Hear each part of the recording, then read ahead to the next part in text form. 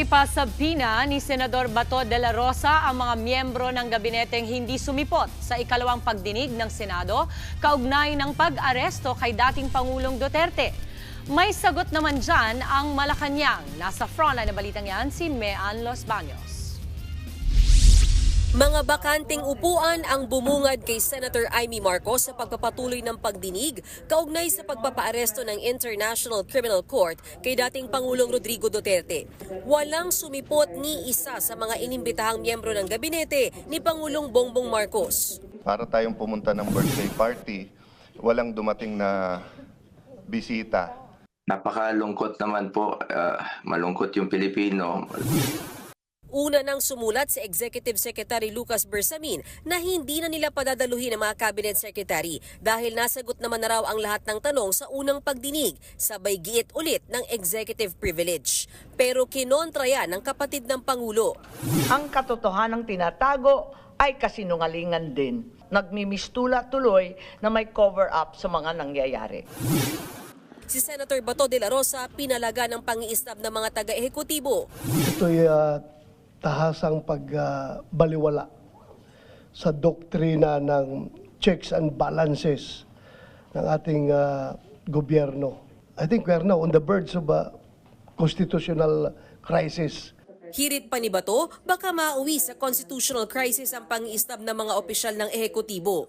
Agad namang hiniling ni Senator Bato de la Rosa na ipasabpina ang lahat ng opisyal na gobyerno na absent sa pagdinig para mapaharap sila sa susunod na hearing. Tumalima naman dyan si Senator Amy Marcos at sinabing agad na ipapadala ang mga sabpina oras na mapirmahan ito ni Senate President Chis Escudero.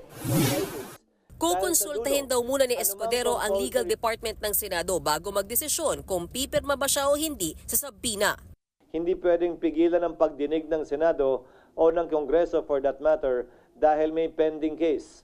Subalit, yung invocation ng executive privilege, yan ay naaayon sa batas.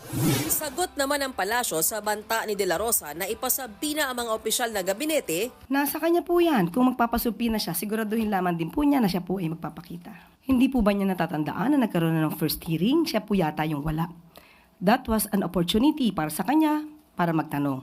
Dinipensahan din ni Executive Secretary Lucas Bersamin ang hindi pagsipot ng mga opisyal ng ehekutibo. Our cabinet secretaries and other executive officers would be not forced to respond to questions concerning those matters. Sa kabila nito, itinuloy pa rin ng Senado ang pagdinig kasama ang tatlong resource persons. Dito na inusisa ni Senator Amy ang umano'y koordinasyon ng gobyerno ng Pilipinas sa ICC bago maaresto si Duterte. It's well known that some officials of the DOJ as well as high-placed officials from other departments and from other branches of government already visited The Hague and perhaps even met the president of the ICC in Japan. May mga taga-ICC rin daw na nakapasok sa bansa simula pa noong nakaraang taon na humingi pa umano ng proteksyon at transportasyon sa ating gobyerno. Nakahingi rin daw ang ICC ng bank account records ng isang individual, blotter at police records sa Batasan Hills Police Station sa Quezon City at ilang hospital records sa East Avenue Medical Center na naging basihan umano ng ICC sa pag-issue ng warrant sa dating Pangulo. Sinilip din sa pagdinig ang tungkol sa Oplan Pursuit na tungkol daw sa pag-aresto kay Duterte. At una nang binanggit ni PNP-CIDG Chief Major General Nicolas Torre III, sinasabing may 80 pahina ito. Baka kasi kasama sa 80-page plan yung paghuli kay Senator Bato. I'm waiting.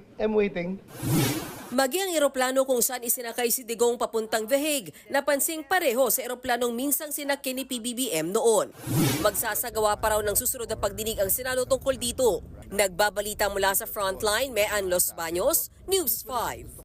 Mga kapatid, Dimples Romana po, kumpletuhin ang inyong umaga ng mga kwentong puno ng inspirasyon. Salubungin po ang bawat araw ng may ngiti at pag-asa. Kaya't mag-subscribe na po at mag-follow na sa aming social media pages ng News 5.